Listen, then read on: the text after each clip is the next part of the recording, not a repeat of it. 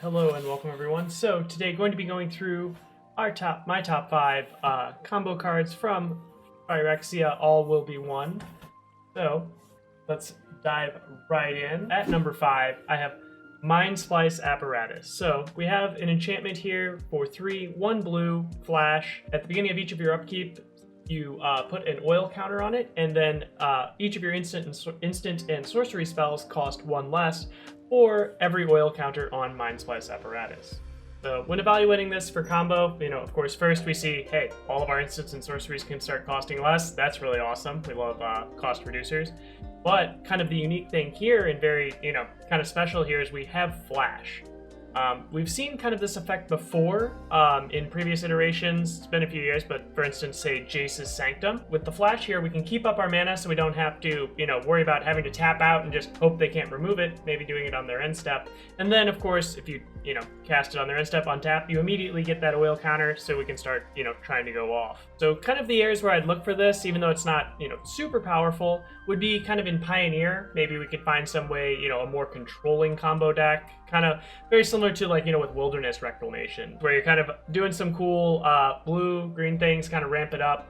EOT, keep up your counter spells, and then end of their turn, cast this, untap, start just going ham, or even if you're still full of all those instants, you have the oil counter, you can still keep up your defenses, and then even just, do all of your stuff during their turn. Pretty awesome there. We have, at number 4, the Filigree Sylex. It's a 2 casting cost artifact. You can tap to put an oil counter on it. Then also you can tap to sacrifice it and destroy all non-land permanents equal to the number of oil counters on it.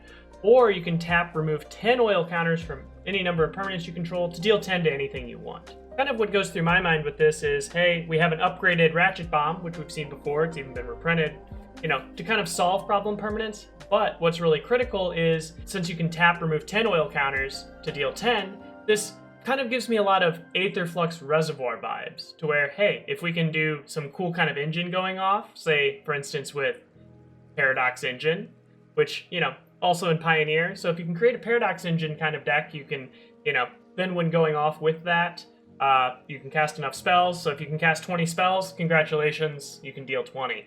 Mostly in Pioneer would be where I'd look in for this, nowhere really else. At number 3, kind of a little bit off the beaten path, is All Will Be One. So here we have a 3 red enchantment that whenever 1 or more counters are placed on any permanent we control or on us, we can deal that much damage to anything we want. A 5 casting cost enchantment, no flash here, nothing special. That's kind of a big upfront cost, but this synergizes in so many cool ways with, just naturally how a lot of permanents play, especially nowadays. Like, for instance, Planeswalkers.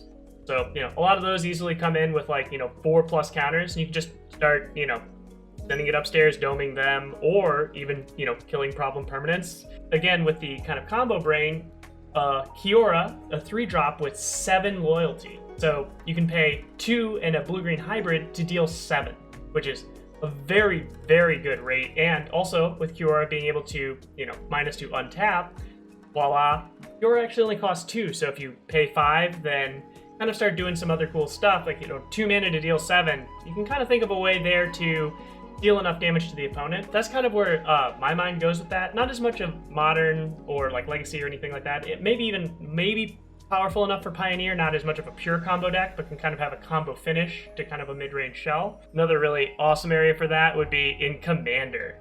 So, if you're just kind of casting all of these things, maybe Yorion, Blink, stuff, whatever, and you can just do all sorts of cool, shenanigans there. All of a sudden, out of nowhere, boom, just kill all of your opponents if you're playing kind of like a Super Friends Planeswalker-based deck. Now, we'll get into the kind of real serious stuff. So, what I have at number 2 on my list of combo potential cards is actually Venerated Rotpriest. So we have a 1-green, 1/2 toxic 1.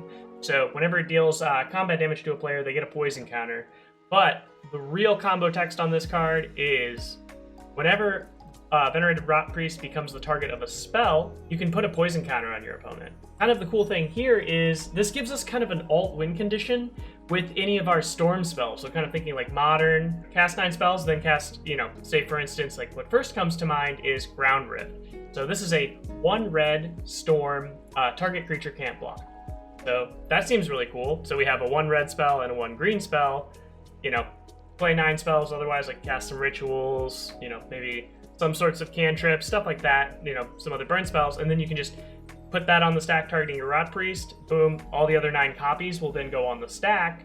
And then after all of those copies of Ground Rift are targeting your Venerated Rotpriest, there will be then 10 triggers to put poison counters on your opponent, and then they lose the game due to poison. The Storm spell itself doesn't actually have to resolve.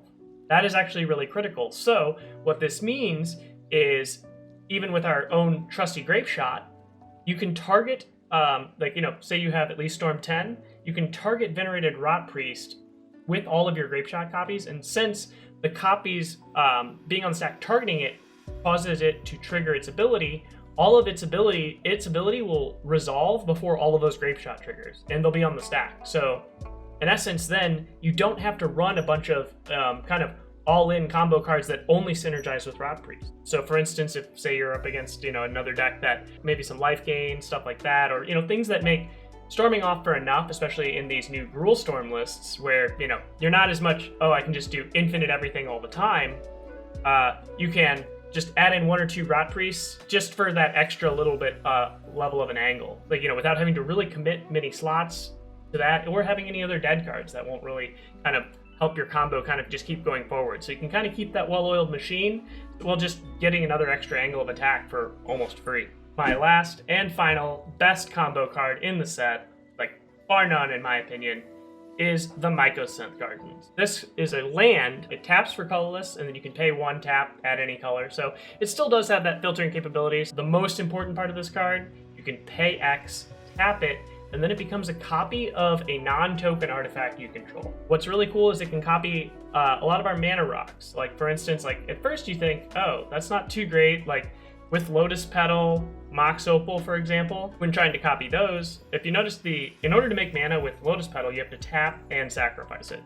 So that kind of seems slow, right? Like Mycosynth Gardens, tap, copy like a Lotus Petal, or like, you know, copy a Mox Opal in response to a removal on it. And then you can use it the next turn, which is nice. But what's even better than this is it synergizes so well with Lion's Eye Diamond.